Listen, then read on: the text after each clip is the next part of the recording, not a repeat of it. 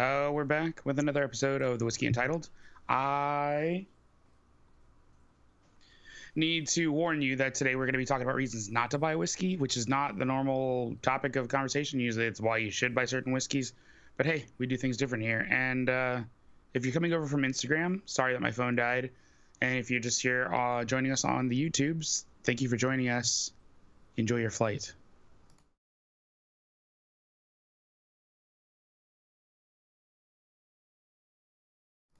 Yo, what's happening? Oh, it's time. It's time. It's time for the YouTubes. Yeah.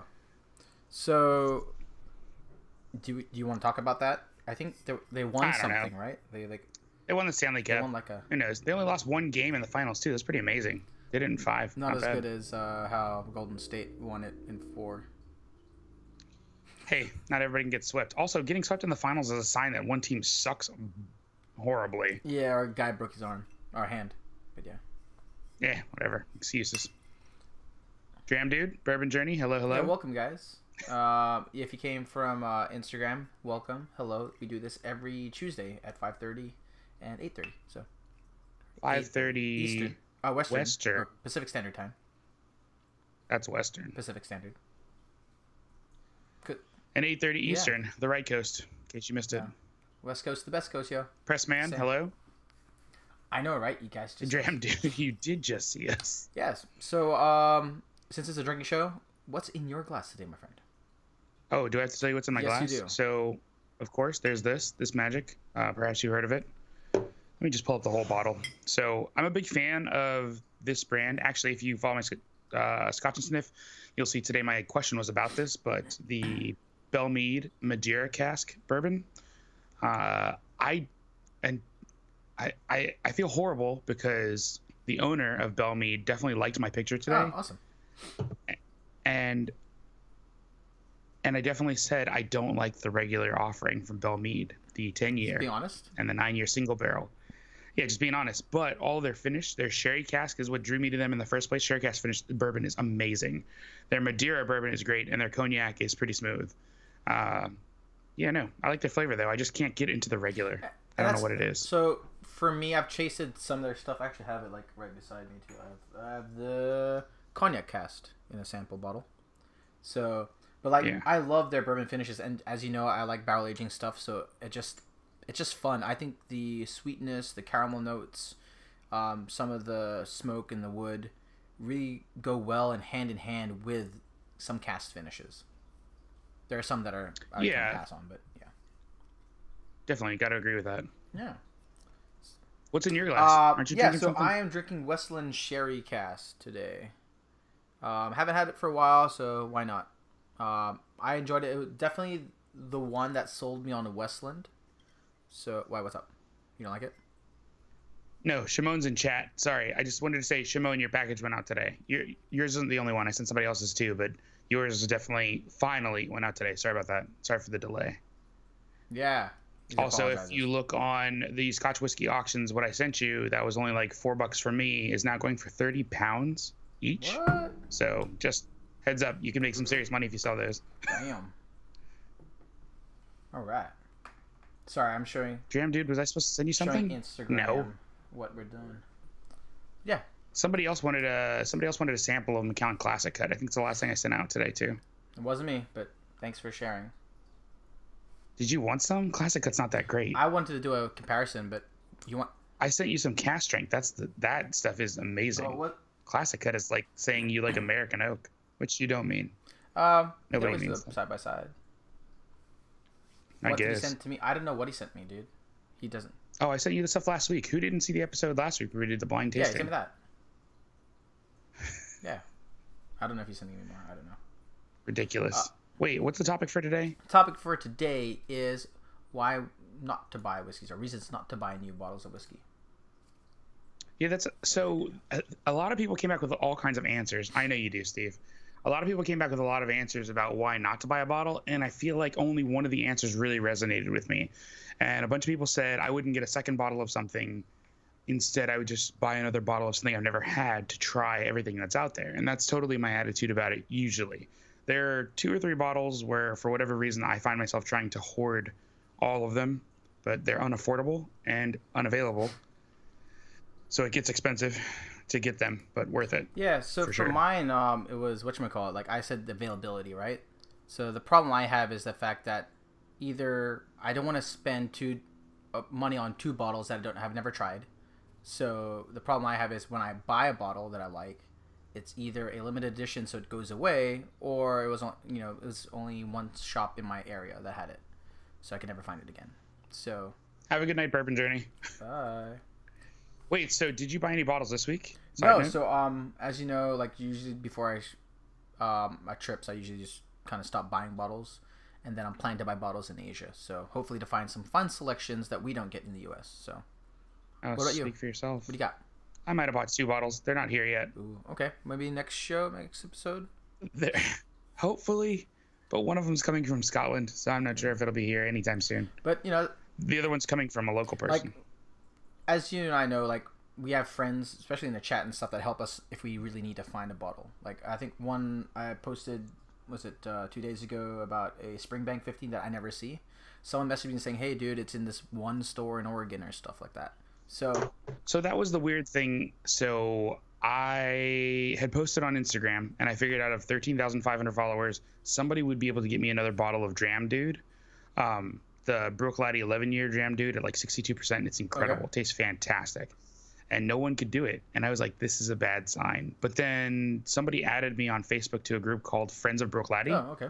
And immediately somebody was like, here, is this the bottle you're looking for? I was like, how much money do I need to give you? Gotcha. Did you find it? Yeah, found it. Found that and another one. They're like, you want to get a couple of these? I was like, let me try one and we'll see where it goes. Awesome. So I've got 2 bottles coming. That's a crazy thing about the whiskey community, right? Like they'll be able to help out no matter what and stuff. So yeah, generally. Question: are you gonna get back on Instagram? Or are you good? That phone is dead.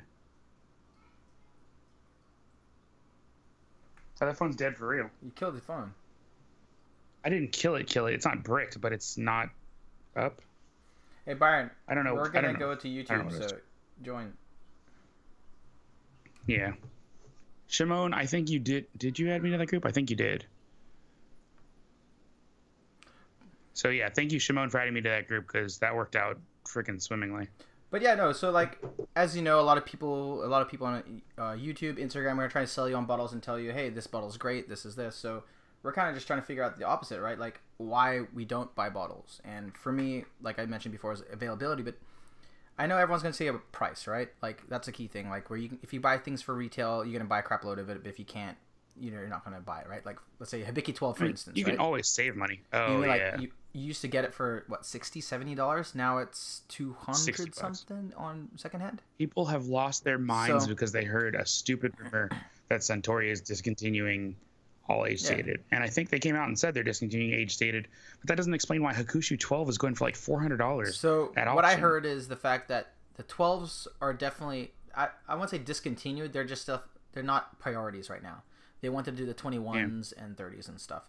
Then now they're saying 17s and below are now, I guess, in the rick house waiting. So they're still aging. So they don't have enough stock for that. So now they're discontinuing those.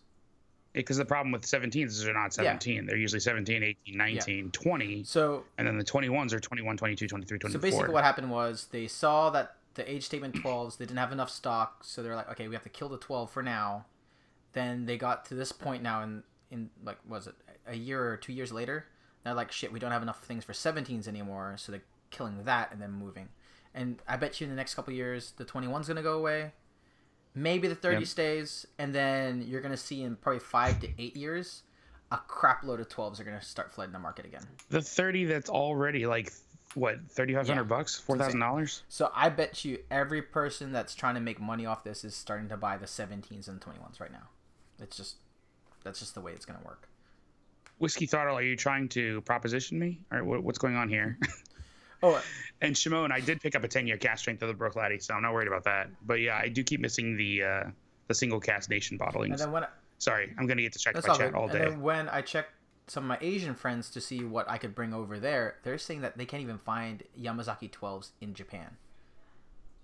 That's weird. It's locally here. I found a whole stash of them recently. They're saying that they're shipping them out more than keeping them in. So Asia market's not getting it. It's the American market and European market getting them now. Wow, that's weird. It just depends, right? Like if I'm a company, I can get more money because it's a 750 milliliters instead of a 700. I'm doing that. So. Yeah, I guess that makes sense. But besides price, because everyone can, if I had a bajillion dollars and stuff, I could buy whatever I want. I wouldn't care about secondhand price. So removing price out of the equation, what's another reason why you don't buy new bottles? Oh, if we took price out of the equation, I would literally buy cases of Lalique number 6. I wish I was joking. That's the thing, right? It would be like price definitely is like the biggest driver for you not buying something, or is it worth it? And I think we've talked in other episodes where like, you know, if it was retail price, you would probably buy it all the time. Like, yeah. Oh my gosh. If Macallan cast strength, yeah, that's the problem. Some of these, like the ones that I do find as favorites, if they were retail price, like $80 for Macallan cast strength, I would have just bought cases. And Dram, dude, but you can't know what you're gonna like in the future. Yeah, no, I agree. You know, it's impossible. So with what you do like and what you don't like, you have to figure out, what do I want to buy more of, or do I just want to buy other stuff? And Whiskey Throttle, when is the middle class going to collapse? That's a scary thought. You don't think it's collapsed already? I think it's struggling, but I think we need to let's not get into this. But yeah, so for not buying new bottles, like as you can see behind me, and if you guys knew how much collection Wally has, like I mentioned before, half of my bottles are not even open yet, and that's kind of the reason why I'm not buying that many new bottles. I've got to try a lot of things. Last week's episode, it opened my eyes to trying things blind, so I might even go to bottles that I've already opened and try them blind and see what I can find out of those. Make your wife pour them. That'll be fun. So like that's kind of where I'm at the point where like I have a large collection. I have a bit of everything and everything that's weird that I know so far that I want to try these. So it saves money for me to buy things that I know or I've watched reviewers review that have a similar palette, and allows me to save up for other things. So it's funny you say that, because that's what I was thinking about could be another topic for today, and I really thought about that. But like going to a handful of events recently, I thought this is the problem with a lot of the whiskey that's out there, is there's so much whiskey out there where you can't try it ahead of time that it makes it difficult to make a decision. Like, do I really want to spend $100? Like, perfect example, that Brookladdy Dram Fool that I bought, that was $170 from one buddy of mine who had ironically bought it off another buddy, but it was $170 from him. And then when I was looking for another one, somebody else had it for $150, and I was more than willing to pay it then, but I had no idea that I'd like it so much. And now that I know I like it, I'll probably kill this one bottle and sit on the other one till some special occasion.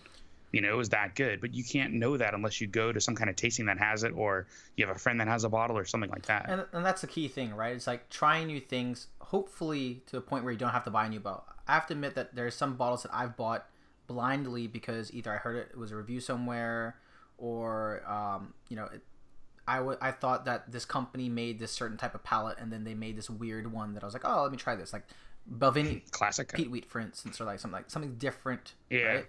Like for me, when I watched the Scotch Test Dummies, Scott mentioned that, you know, he was more of a sherry focus while Bart was more of a peat focused. So when Scott said, oh, I like this peated whiskey, I tried the Ugadal. Sadly, I did not like it as much. But like that's where like I did reviews. People said it was a lot sweeter. A lot of peat heads hated it because it was too sweet. So I was like, all right, crap, I gotta try this.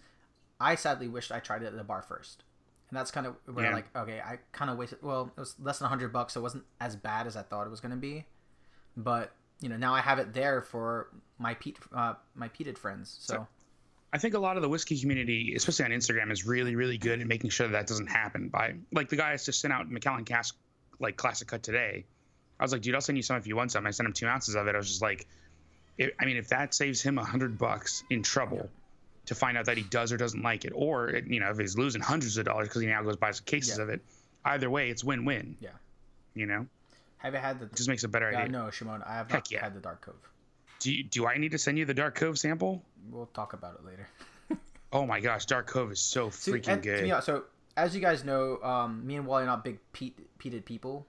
So, Dark Cove. But when Wally starts pushing like, hey dude, you should try this peated whiskey, that's when I start, okay, I will try a sample. And you know, a lot of you guys Dark Cove and Dark Origins. Before, so.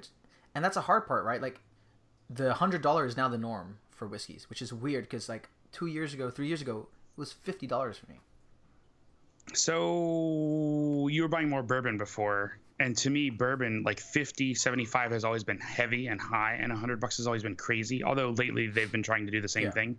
But to me, bourbon doesn't make any sense. It should be cheaper because it's only 3, 4, 6 years old. Shipping whereas Scotch starts at 12 and it's coming from Scotland. Like there's so many factors for why it should be so much more expensive, and we're just lucky that it's cheaper. Like what was it? Like I mentioned before, when I started collecting whiskey, the Blue Label was $100, and that was premium.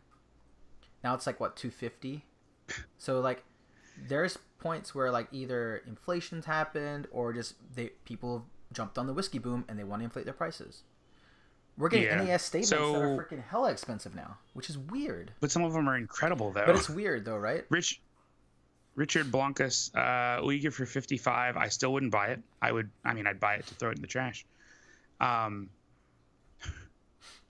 Oh no, don't, Richie Z, please drive Richie, safe. don't just listen. Don't. Yeah, we're be careful. So, and Whiskey Throttle, talking about all whiskey is rare, and then ask Trump and Trudeau. Whiskey Throttle, we've gone down this path before, and I just like to say to you one thing, and then I will never bring it up again. I went and saw Jordan Peterson live a couple days ago in DC. That's it. That's all I'm going to say. So moving on, just understand the CC hate. It's not that I hate Classic Cut. I just think the flavor profile is not what Macallan is usually selling. Yeah, to be honest, that makes sense if you're used to something and you're used to the older Macallans, right? When they use more European oak and stuff like that, that's would be your favorite. Like, I got a message from a friend yesterday. He's like, "Hey, there's a brand new Macallan," and I'm like, "Dude, that's just a box change." So I do like the new redesigned boxes. And it confused the shit out of him too. And I felt bad. I was like, "Oh man, dude, that's a box change. It's not different liquid," and that's kind of redesigned bottles, and they changed the wording. So there was a really crazy conversation in one of the bourbon forums online earlier where somebody was like, "Hey, this is sherry seasoned. Is it not aged in sherry casks?" And I was like, "Oh my god." Because sherry seasoned, they are sherry casks. That's what it means to season them. But the problem is they're just putting sherry in them for a little while and then dumping them, and that's sherry seasoned. Then they air dry them for 3 years. Like, that's such a crazy process, and they're making it confusing, and it shouldn't be. That part sucks. Dude, and Whiskey Throttle, are you paying for the whiskey or the story? It depends. If it's NAS and it's got a great story, I might pick it up. Like, for instance, like, and I will probably link it up above Wally's head when he did a story with Macallan Nicholas and talking about their higher end range, and like that was story. Like that's the price tag was like what, $3,000 or some stuff like that. It was crazy expensive. Macallan M goes for $3,500. Yeah, at Costco, so like, it's like $5,000. Mine better have, if I have my whiskey's paying that much, it didn't have an age statement on it. So it better have a freaking story of like, it's got this, this, and this. It was from World War something. It's got whiskey from the 1940s, right? It's got whiskey from World War II, so that's the only time I really had like peated. But then I wonder, okay, so here's why the story things don't get me. Go for it. You have them saying that they've got stuff from World War II because they had to use peat as a fuel source because they couldn't use it for the war or whatever. Story. But then they come out with like the Macallan M that's peated, and I get that because it's supposed to be even more peated, but how much of these stocks do they have? And some of these stories, like hearing the story of, like, I think I've talked about this last week with Balvenie, and hearing how it's, our barley is hand malted and we do a portion of it's like such a small portion, it's not even funny because they can't keep up with any kind of demand. They just do it for the sake of maybe tradition and the story. Well, that's it. It's not really in any kind of significant number. It's more of a, just, what do you call it? Can't think of words. Yeah. But so I read an article, and I'm not sure if symbol. There you go.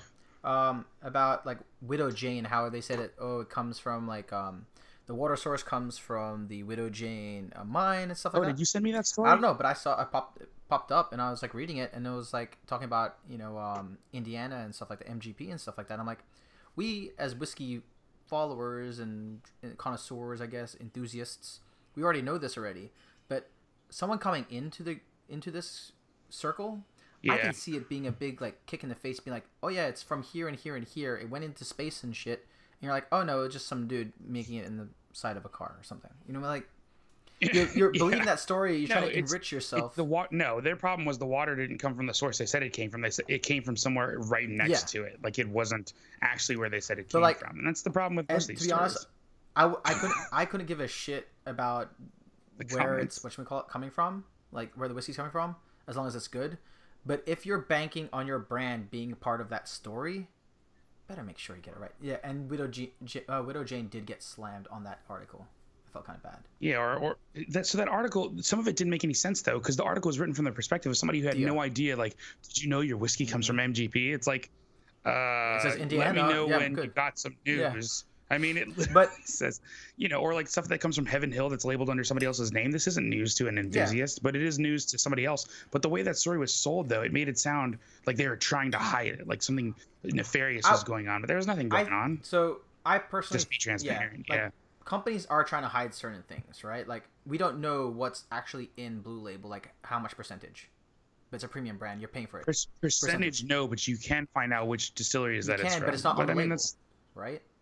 And then you got Compass Box that actually put it. They used to. Compass Box will tell you. Put on the label. Now I think you have to email them and they'll send it. Email them. But like, it seems like this day and age with all the data, the internets and the interwebs and all that kind of crap, people want information about their stuff that they're putting in their bodies, whether it be alcohol or not.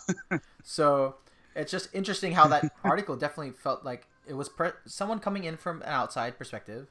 Yeah. And then, like if you have to look at pesticides or anything that is harmful, or it has to list all these things there, or even food. If it's vegan, it's gluten-free and all that crap.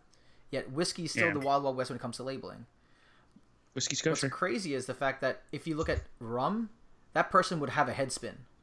Because it's even more lies. Probably just make it up. All Solera have added. Yes. It's all just lies. Crazy how 21 years, not even 21 year. It just means it has some 21 year in it. Yeah, no, 24 year Solera, like this. It's just 24 year Solera. Because what does it tell you there? It's actually 24 years or whatever. Or... It just says 24 Solera. It doesn't. It's such garbage. But yeah, and that's one reason why I can see people not buying certain brands. Like, I feel as though Whitney Jane's stuff's gonna tank. In my opinion. I hope it doesn't, because it doesn't make any sense. Because then, like Sagamore, I've had those people from Sagamore lie to my face. Like, hey, is it true that you guys are shipping water from Sagamore Farms over to MGP so that you can cut down the whiskey that you're buying from them on some recipe? And they're like, I don't know. And I'm like, okay, first of all, yes, you do know.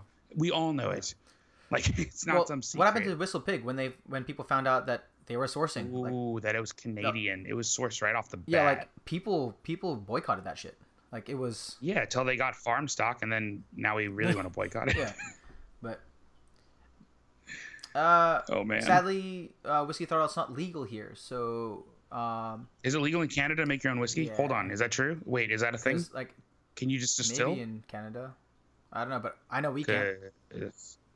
I know we can't because of chemicals, all kinds of things. That's why we can't make our own. Maybe it's time to move to Canada. There you go. We got Whiskey Untitled whiskey. I never wanted to move to Canada, but that's a good choice. Oh, you should try some good rum. There's good rum out there. Oh my gosh, I moved to Canada if I can make my own whiskey. Maybe start a distillery. We should do a rum episode. That'd be pretty cool. I know you gotta. We could. Oh, and just to let you guys know, there's gonna be a change of scenery next week's show. I think I got permission to go to my friend's bar and film. You can't go? Oh no, next week. Wait, next week? Won't I be in Vegas? No, you'll be on Saturday and Sunday, so you good. Oh yeah, no, I come back that Tuesday. Oh, I should be back in time. If not, we'll figure it out.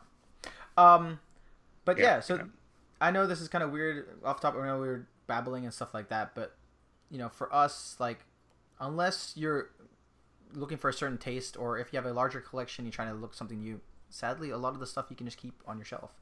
You can try them in new different ways, blind. You can even mix them together, barrel age them, and stuff like that. That's a whole different episode. Like, different ways to taste whiskey that make it interesting. No, but like, that's the reason why I don't buy a lot more bottles than I used to. Like, this took me about 2 to 3 years to collect most of this. So in that 2 to 3 years, I was trying to figure out my palate, what type of bourbons I like, what kind of scotches I like, and that's the reason why. Like, if I went back in time and I knew what I wanted, it would probably be a lot smaller and a lot more of maybe 3 brands. Yeah, but you can't. That's the problem, is developing your palate. Like, you can't do that in 1 or 2 or 3 or 4 bottles. That takes hundreds of bottles. I agree. It takes forever. Yeah. So, what were the comments on your post of this topic? Oh, you did copy those comments, didn't you? So yeah. So a lot of people were saying the same kind of thing. Like, I would buy certain bottles again, or people were saying, no, I just try to try new stuff all the time, and I get that. I totally do. Like, to me, that's the best. Try something new. If that old thing that you can't get anymore, you tried one time that was incredible but can't afford it or whatever, just try something new. Find the next thing. People are doing that all the time anyways. Look at Pappy. how many times are people like, oh, this is so close to Pappy? And I've never had anything as velvety mouthfeel as Pappy, but I've had plenty of whiskeys that have the nose of Pappy. And if you could, and if I'm you like, tried okay, Pappy this is Blind, pretty it was the best thing ever because it didn't blow my socks off. It was. No, you tried the 15. Yeah, but I'm saying like, Pappy in general, Pappy 10 would freaking go crazy. I'll let you know when I break open the 23. The 23 is incredible. The 10 is garbage. The 12 is garbage. The 15 is a hot version of the 23. Okay. I'm telling you, it doesn't get good till 23. I'll save the sample so when you do the crack the 23, I'll do a side-by-side blind. We can do that. That'd be pretty cool. Or I'll just send you another sample of the 15. It's not that great. Know it. No, you'll know it. But dude, it was so funny how I thought it was a Scotch. I rewatched it. If you guys haven't watched that last episode, blind tasting, it was fun. I was nervous as shit, but it was awesome to learn. So you could see my mind working. Anything else, guys? We would love to know your input and other questions for other shows.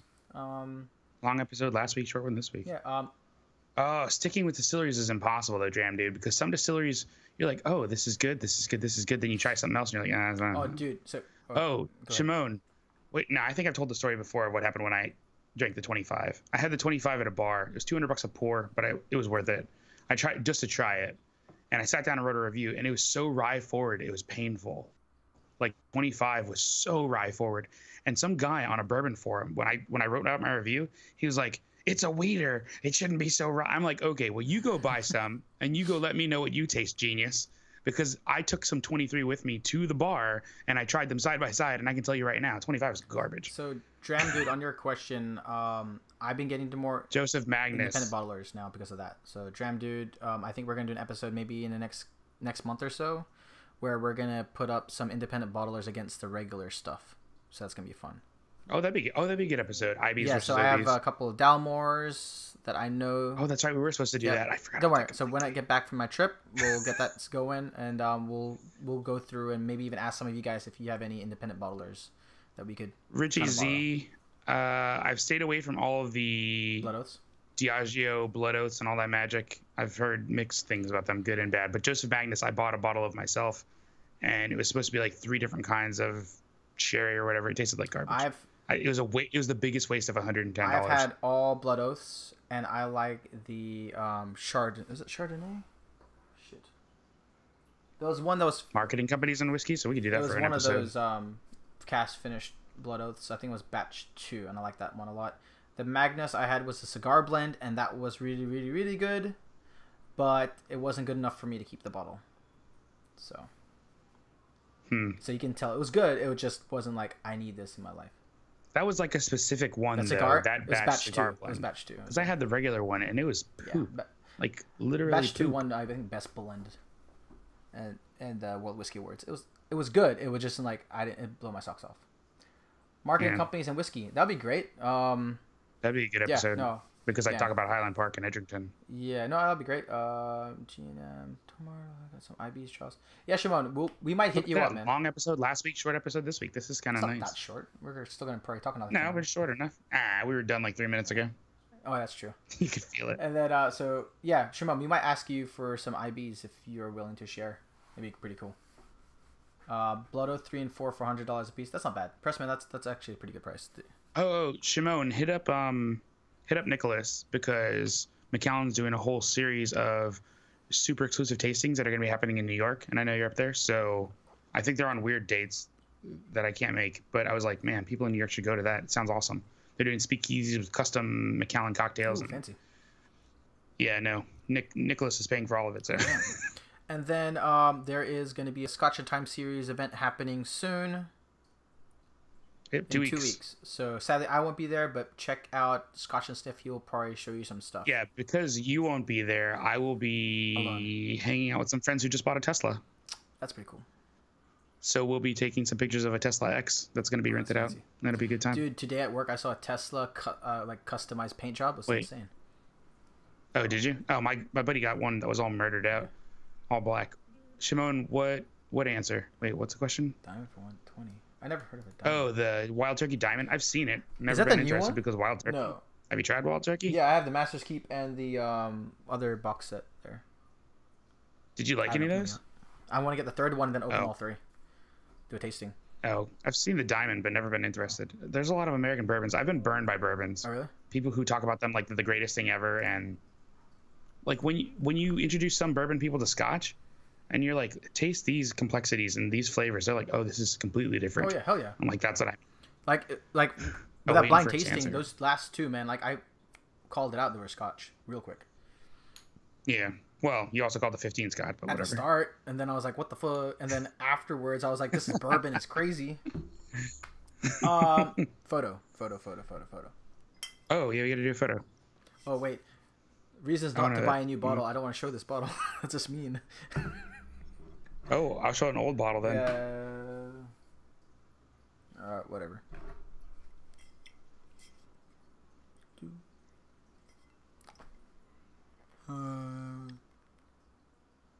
You look like an ogre. Probably. I am an ogre. I'm like an onion. I've got layers. Sexy. All right. So, yeah. Hit us up. Drinking Caveman, Scotch and Sniff. And we'll see you guys hopefully on the Instagrams or the YouTubes again. If you guys did join us for Instagram, thank you so much. Please click the subscribe button and click the bell notifications. Whiskey in the Six, do they not have a show today? Oh, you broke 200 followers. Yes. 200 followers on we got 200. Whiskey Untitled. Congratulations. Thank you guys so much for your support. Click the bell notification. It helps out. Click the thumbs up because that actually helps with the algorithm with live shows. The more thumbs up we get, the more views we get for some reason like that. It's weird. And we do have Patreon. Please feel free to give us $1 or more an episode. Or $10 or $5 an episode or $7. It helps us out. We get buy webcams. We get to send to people. We're trying to do more things. $11. And we're still trying to get that sample giveaway for this month. So yeah. Oh, who is coming up next? I think it's Whiskey in the Six. Is Whiskey in the Six? Whiskey in the Six. 9 o'clock? Usually at 9. 9:30? 9. Oh, then these guys need to go. They need to go. All right, guys. Thank you so much. And we'll see you guys next week. What did it say, Wally? Deuces. Deuce.